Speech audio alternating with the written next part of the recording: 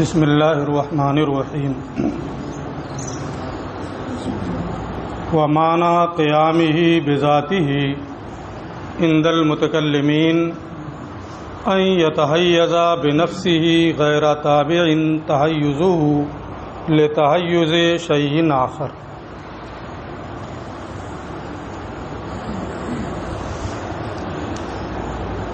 عالم کے بارے میں انہوں نے یہ کہا تھا کہ وہ اعیان و اعراض کا مجموعہ ہے۔ عین کے بارے میں یہ بتایا تھا کہ وہ ممکن جو قائم بذاتہ ہی ہو۔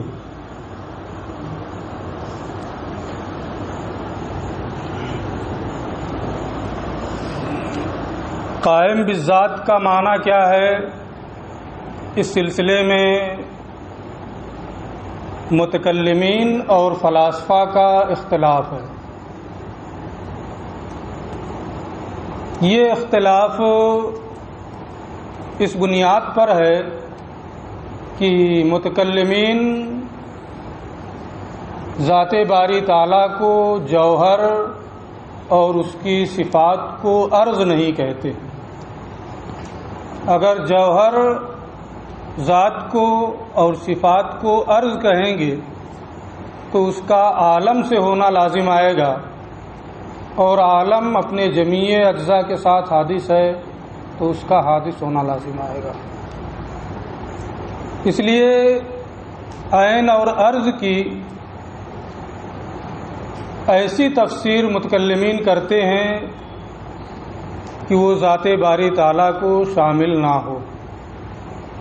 فلاسفہ ذات باری تعالیٰ کو جوہر اور اس کی صفات کو عرض مانتے ہیں۔ اس کی وجہ سے ان پر یہ لازم آتا ہے کہ وہ ذات و صفات کو حادث مانیں۔ انہیں اس کی کوئی پرواہ بھی نہیں ہوتی ہے، اس لیے ان لوگوں نے عین اور عرض کی ایسی تعریف کی ہے جو ذات باری تعالیٰ اور صفات باری تعالیٰ کو بھی شامل ہو۔ دیکھیں، ومعنى قیامہ بذاتہ عند المتکلمین، اور ممکن کے قائم بالذات ہونے کا معنی متکلمین کے نزدیک ان یتحیز بنفسہ، کہ وہ بذات خود متحیز ہو، اشارہ حسیہ کے قابل ہو، کسی مکان میں ہو۔ ان یتحیز بنفسہ، کہ وہ بذات خود متحیز ہو، اشارہ حسیہ کے قابل ہو، کسی مکان میں ہو۔ اشارہ حسیہ کے لیے اس کی جانب کسی واسطہ کی ضرورت نہ ہو، بلا واسطہ اس کی جانب اشارہ حسیہ ہو۔ اس کا تحیز، اس کی جانب اشارہ، اس کا مکان میں ہونا کسی دوسری چیز کے تحیز کے تابع نہ ہو، کہ اصل اشارہ تو آپ کسی چیز کی جانب کر رہے ہیں اور پھر اس کے واسطے سے اس کی دوسری کی طرف بھی اشارہ ہو جائے۔ تو قائم بذاتہ ہی جو ممکن ہوتا ہے وہ بذات خود اشارہ حسیہ کے قابل ہوتا ہے، مکان میں ہوتا ہے۔ اس کا مکان میں ہونا، اس کی جانب اشارہ حسیہ ہونا، یہ کسی دوسری چیز کی جانب اشارہ کسی دوسری چیز کے مکان میں ہونے کے تابع نہیں ہوتا ہے۔ جیسے یہ موبائل ہے، یہ ایک جگہ رکھا ہوا ہے، یہ بذات خود اس جگہ ہے، یہاں سے ہٹا دے دوسری جگہ، تیسری جگہ، چوتھی جگہ۔ آپ کمرے میں تھے صبح، اس وقت درسگاہ میں۔ آپ ایسے ممکن ہیں کہ آپ کی جانب بغیر کسی واسطے کے اشارہ کیا جا سکتا ہے، یہ فرحان ہے، یہ فلاں ہے، یہ فلاں۔ بذات خود وہ مکان میں ہے، واسطہ سے مراد واسطہ تو واسطہ کا وہی معنی ہے جو عام معنی ہے. واسطہ کا معنی سے مراد ہاں کہ کسی واسطے کی ضرورت نہ ہو کہ کسی اشارہ کسی کی جانب ہو اور پھر اس کے واسطے سے اس کی جانب بھی اشارہ ہو جائے. جیسے یہ دیوار سفید ہے تو اصل اشارہ کس کی جانب ہے؟ دیوار کی طرف. اس کے واسطے سے سفیدی کی طرف بھی اشارہ ہو رہا ہے. تو یہ قائم بذات ہی کا معنی ہے کس کے نزدیک؟ متکلمین کے نزدیک. ایک چیز اس میں جو قابل غور ہے وہ یہ ہے کہ جوہر ممکن جو قائم بذات ہوتا ہے بہرحال وہ متحیز ہوتا ہے، اشارہ حسیہ کے قابل ہوتا ہے، مکان میں ہوتا ہے، یہاں ہے نا. یہی چیز اس میں یاد رکھنے کی ہے. بخلاف الارض، برخلاف ارض کے کہ وہ بذات خود متحیز نہیں ہوتا ہے، بذات خود اس کی جانب اشارہ نہیں ہو سکتا ہے. اپنے تحیز میں وہ دوسری چیز کی جانب دوسرے کے تابع ہوتا ہے، دوسرے کا محتاج ہوتا ہے. خود یہ وضاحت کر رہے ہیں فَإِنَّ تَحَيُّزَهُ تَابِعٌ لِتَحَيُّزِ الْجَوْهَرِ. اس میں بھی یہ ہوا کہ عرض کے لیے بھی تحیز ہے، اس کے لیے بھی مکان ہے. فرق یہ ہے کہ اس کا تحیز دوسری چیز کے تحیز کے تابع ہے. فَإِنَّ تَحَيُّزَهُ، کیونکہ عرض کا مکان میں ہونا، اس کی جانب اشارہ حسیہ، یہ اس جوہر کے تحیز کے تابع ہے جو اس کا موضوع ہے، جو اس کا محل ہے، جو اسے قائم رکھتا ہے. اس سفیدی کو دیوار قائم رکھے ہوئے ہے تو یہ سفیدی اسی دیوار کے تابع ہے. یہ دیوار اس سفیدی کے لیے کیا ہے؟ موضوع ہے. اس سفیدی کے لیے کیا ہے؟ محل ہے. میں اس سے پہلے ہی بتا چکا ہوں کہ متکلمین کے نزدیک موضوع اور محل میں اتحاد ہے، کوئی فرق نہیں ہے.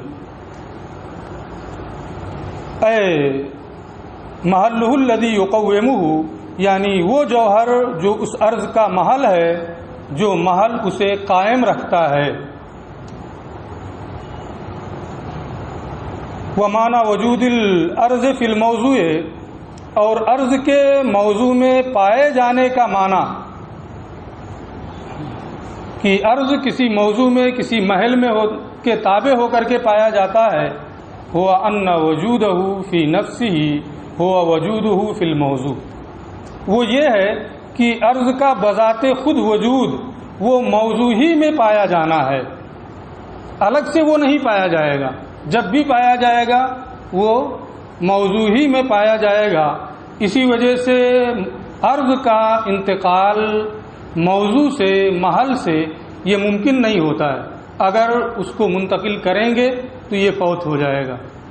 جیسے کسی نے ایک دن پوچھا تھا کہ آج طالب علم ہے، کل نہیں رہیں گے، ہے نا، تو میں نے اس کا جواب اسی موقع پہ دے دیا تھا اسی کے حساب سے، ہے نا. تو یہ انہوں نے سمجھا دیا کہ متکلمین کے نزدیک قائم بالذات کا معنی کیا ہے اور قائم بالغیر کا معنی کیا ہے. بہرحال دونوں میں کیا ہے کہ متحیز ہوگا، کسی مکان میں ہوگا. ذات باری تعالی جسم و جسمانیات اور مکان سے پاک ہے، لہذا نہ اس کی ذات کو اس تعریف کے اعتبار سے آپ جوہر کہہ سکتے ہیں اور نہ ہی اس تعریف کے اعتبار سے آپ ذات باری تعالیٰ کو عرض کہہ سکتے ہیں، کیونکہ دونوں تعریفوں میں یہ بات خصوصیت کے ساتھ ملحوظ ہے کہ وہ متحیز ہو، اشارہ حسیہ کے قابل ہو. اور اگر بذات خود اس کی جانب اشارہ ہو بغیر واسطے کے تو وہی قائم بالذات ہے. اگر دوسرے کی واسطے سے اس کی جانب اشارہ ہو تو وہی عرض ہے. دونوں متحیز ہوتے ہیں، دونوں مکان میں ہوتے ہیں، اور مکان، جہت، جسم و جسمانیات سے اللہ پاک ہے، اس کی صفات بھی ان چیزوں سے پاک ہے. لہذا اس تعریف میں ذات اور صفات داخل نہیں ہیں، لہذا وہ عالم سے بھی نہیں ہوں گی، اور عالم سے نہیں ہے تو ان پر حادث ہونے کا شبہ بھی نہیں ہوگا. ولہذا یمتنع الانتقال عنہ، اسی وجہ سے عرض کا انتقال محل سے، موضوع سے محال ہوتا ہے. اگر منتقل کریں گے بھی تو وہ فنا ہو جائے گا، باقی ہی نہیں رہے گا. بخلاف وجود الجسم فی الحیز، برخلاف حیز میں جسم کا پایا جانا۔ ایک مکان میں یہ موبائل پایا جا رہا ہے، اگر اس مکان سے اس کو ہٹا دیا جائے تو کیا ہے؟ فنا ہو جائے گا۔ آپ کمرے میں تھے تب موجود تھے، یہاں آ گئے تو موت طاری ہو گئی، فنا ہو گئے؟ فنا نہیں ہوتے، آپ کا وجود اب بھی ہے۔ برخلاف جسم کے حیز میں برخلاف جسم کا حیز میں پایا جانا، فإن وجودہ فی نفسہ امر، کہ جسم کا بذات خود وجود ایک دوسرا معاملہ ہے، کہ وہ خود سے موجود ہے، اپنے تحیز میں، اپنے وجود میں کسی دوسرے کا محتاج نہیں ہے۔ وہ وجودہ فی الحیز ہے، اور حیز میں اس کا وجود یہ دوسری چیز ہے۔ اب یہ نہیں ہے کہ وہ مکان نہ رہے تو وہ مکین بھی فوت ہو جائے، مکین فنا ہو جائے، یہ کوئی ضروری نہیں ہے۔ فإن وجودہ فی نفسہ امر، کیونکہ جسم کا فی نفسہ وجود الگ معاملہ ہے، اور حیز میں اس کا پایا جانا یہ ایک دوسرا معاملہ ہے۔ مکان میں وہ بھی پایا جائے گا، لیکن مکان میں اس کے پائے جانے سے یہ لازم نہیں آتا ہے کہ مکان کی جانب اشارہ یہ واسطہ بنے اس کی جانب اشارہ کے لیے، بلکہ خود اس کی جانب اشارہ بغیر واسطے کے ہوتا ہے۔ جیسے آپ کمرے میں بیٹھے ہیں، کہیں گے کہ یہ فہیم ہے، آپ کی جانب ڈائریکٹ اشارہ ہوگا، آپ ڈائریکٹ مکان میں، تو دونوں الگ الگ معاملے ہیں۔ وہ لہذا ينتقلون، چونکہ دونوں الگ چیزیں ہیں، اس کی ذات الگ ہے اور حیز میں اس کا ہونا یہ ایک دوسری چیز ہے، اسی وجہ سے جوہر کا جو قائم بالذات ہو اس کا مکان سے حیز سے انتقال ممکن ہوتا رہتا ہے، آپ برابر دیکھتے ہیں۔ یہ قائم بالذات اور قائم بالغیر کی وضاحت متکلمین کے نزدیک ہے۔ وہ عند الفلاسفہ، اور فلاسفہ کے نزدیک ممکن کے قائم بالذات ہونے کا معنی یہ ہے قیام الشیء بذاتہ، شے کا بذات ہی قائم ہونا، اس کا معنی ہے استغناؤہ عن محل یقومہ، کہ جو ممکن قائم بالذات ہوتا ہے وہ ایسے محل سے بے نیاز ہوتا ہے جو اسے قائم رکھے۔ یہ کسی بھی ایسے محل سے بے نیاز ہے جو اسے قائم رکھے، بذات خود قائم ہے، اس کی جانب خود ہی اشارہ ہوتا ہے، کسی واسطے کی ضرورت نہیں پڑتی ہے۔ تو جو ممکن قائم بالذات ہوتا ہے وہ ایسے محل اور ایسے موضوع سے بے نیاز ہوتا ہے جو اسے قائم رکھے۔ اب جواہر جو ہیں وہ بھی محل سے بے نیاز ہوتے ہیں، ذات باری تعالیٰ وہ بھی محل سے بے نیاز ہے۔ تو یہ جو انہوں نے قائم بالذات کی تعریف کی ہے یہ ذات باری تعالیٰ کو بھی شامل ہے اور دوسرے جواہر اور ممکنات کو بھی شامل ہے، یہی دونوں تعریفوں میں فرق ہے۔ استغناؤہ عن محل، اس کا ایسے محل سے بے نیاز ہونا جو اسے قائم رکھے، وہ معنی قیام ہی بشیء آخر، اور اس کے دوسری چیز کے ساتھ قائم ہونے کا معنی یعنی قائم بالغیر۔ تو دو چیزیں ایسی ہوں کہ ان میں سے ایک دوسری چیز کے ساتھ قائم ہو، اختصاصہ بہ، اس چیز کا اس دوسری چیز کے ساتھ اس طرح خاص ہونا، اس طرح متعلق ہونا کہ پہلی چیز صفت ہو جائے اور دوسری چیز موصوف ہو جائے، بحیث یصیر الاول نعتا والثانی منعوتا، پہلی صفت اور دوسری موصوف ہو، یعنی ایک چیز جو دوسری چیز کے ساتھ اختصاص ہو رہا ہے، دو چیزیں ہیں ان میں سے ایک دوسری چیز کے ساتھ قائم ہے، تو جو قائم ہے وہ کیا ہو جائے؟ صفت بن جائے نا، جس کے ساتھ قائم ہے وہ کیا ہو جائے؟ موصوف ہو جائے۔ اور اس کے جاننے کا یہ کہ یہ صورت ہوتی ہے کہ جو قائم ہے اس کو مشتق کر لیں اور مشتق کرنے کے بعد معاطات کے طریقے پر اسے محمول بنا دیں، جیسے اسود ہے، سواد ہے، اس سے اسود کو بنایا اور بنا دیا الجسم اسود ہو، الجسم ابیض، علم ہے اس سے عالم بنایا اور کہہ دیا زید عالم، ہے نا. تو اس کے دوسری چیز کے ساتھ قائم ہونے کا معنی یہ ہے کہ وہ ایک پہلی چیز دوسری چیز کے ساتھ اس طرح متعلق ہو جائے، اس طرح خاص ہو جائے کہ پہلی جو قائم ہے وہ صفت اور دوسری جس کے ساتھ قائم ہے وہ موصوف ہو جائے. اب اس تعریف کے اعتبار سے ذات باری تعالیٰ ہے، اس کی صفات جو ہیں اس میں جب آپ غور کریں گے تو صفات خاص ہیں ذات باری تعالیٰ کے ساتھ، اس سے تعلق ہے صفات کا. اور جو صفات ہیں علم ہے، قدرت ہے، ان سے ان مشتق بنائیں اور مشتق کو معمول کر دیں اللہ عالم، اللہ قادر وغیرہ ذالک. ہوگا کہ نہیں ہوگا؟ تو جو صفات ہیں فلاسفہ کی اس تعریف کی بنیاد پر قائم بالغیر کے معنی میں ہو رہے ہیں، عرض ہو جا رہے ہیں.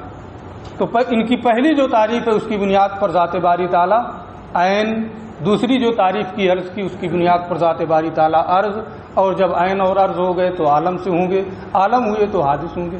یہ اعتراض ان پر لازم ہے. اب ایک چیز اور یہ بتا رہے ہیں کہ پہلی جو قائم ہے وہ صفت ہو جائے، دوسری جس کے ساتھ قائم ہے وہ موصوف ہو جائے.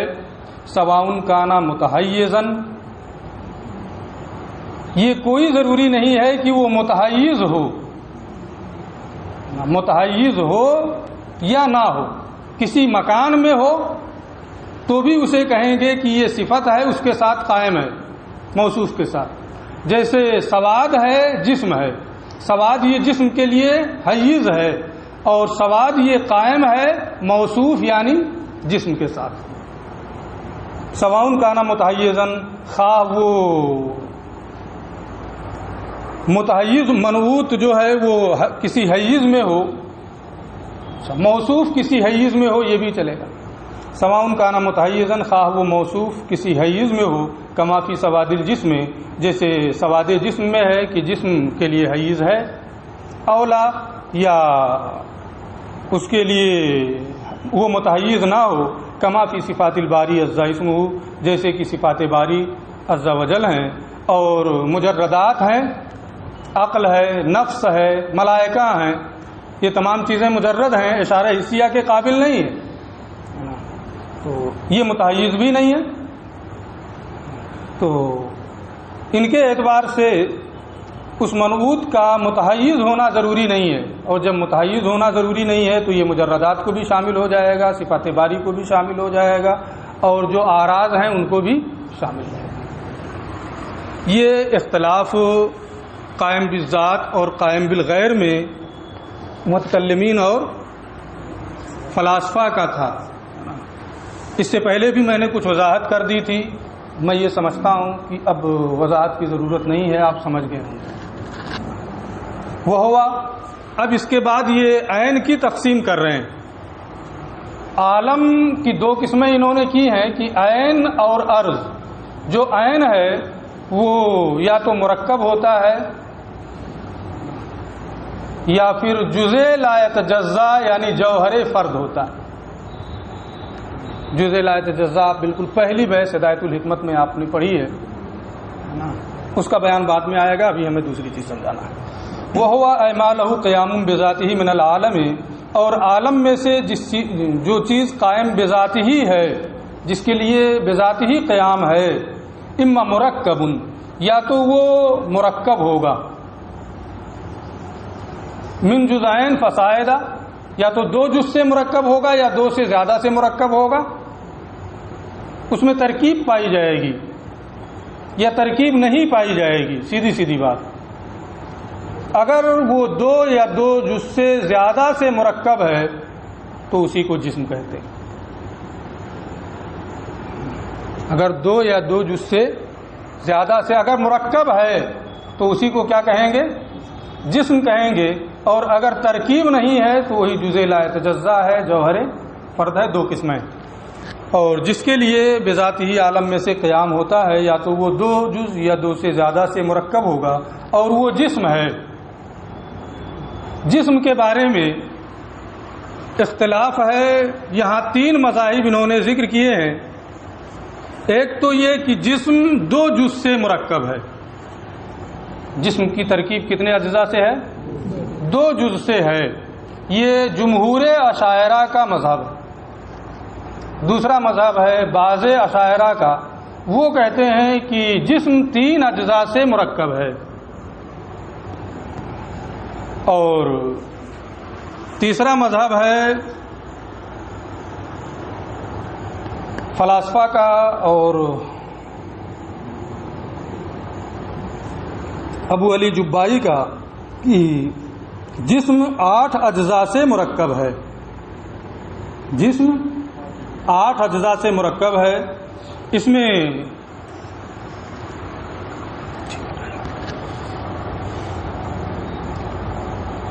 جسم میں طول، عرض، عمق کا پایا جانا ضروری ہوتا ہے. طول اور عرض اور عمق، اس کو سمجھ ہی رہے ہیں. اس میں ایک لفظ آتا ہے بود کا، اس کا معنی ہوتا ہے درازی. ایک آتا ہے زاویہ قائمہ، ایک آتا ہے تقاطو. ایک زاویہ قائمہ 90 ڈگری کا ہوتا ہے، ابھی ہم بتائیں گے. ایک آتا ہے تقاطو، یعنی عرض طول کو کاٹ کر کے کاٹتے ہوئے آگے بڑھ جائے، یا عمق جو ہے طول اور عرض کو کاٹتے ہوئے آگے بڑھے. اب اس کو دیکھیں، ابھی ہم اسی میں سمجھا دیتے ہیں. وہ الجسم وہ اندل باز. اور تو ایک مذہب تو یہاں انہوں نے بتا دیا کہ یا تو وہ دو جز سے مرکب ہوگا، یہ جمہور اشاعرہ کا مذہب ہے. وہ اندل باز لابد لہ من ثلاثت اجزاء، دو جز سے زیادہ سے مرکب ہو. اس کی یہ تفصیل کر رہے ہیں کہ بعض کے نزدیک جسم کے لیے 3 اجزاء ضروری ہیں. جسم کے لیے 3 اجزاء ضروری ہیں تاکہ ابعاد ثلاثہ، ابعاد ثلاثہ سے مراد کیا ہے؟ طول، عرض، عمق، تاکہ ابعاد ثلاثہ پائے جا سکیں، طول، عرض اور عمق پائے جا سکیں. اس لیے جسم میں 3 اجزاء کا ہونا ضروری ہے. جسم 3 اجزاء سے مرکب ہوتا ہے. ادھر جو میں نے اوپر نقشہ بنایا ہے کہ ایک پہلے نیچے سے لکیر لیا، وہ طول ہے، پھر اوپر لے کے گیا، اس کو عرض مانے، اور پھر یہ بیچ میں جو لکیر دیا وہی کیا ہے؟ عمق ہے. تو بعض اشاعرہ یہ کہتے ہیں کہ جسم جو ہے یہ 3 اجزاء سے مرکب ہے.